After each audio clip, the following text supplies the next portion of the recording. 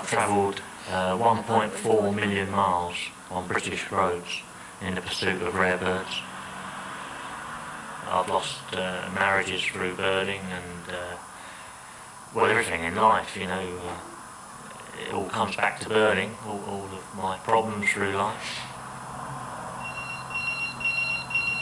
You know, it's quite fraught with disaster in many cases.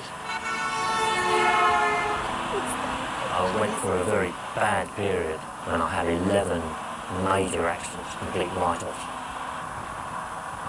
Doing so many miles, you've got more chance than most of having an accident, because the more you're on the road and there's so many vehicles, you've got to be 100% alert at all times.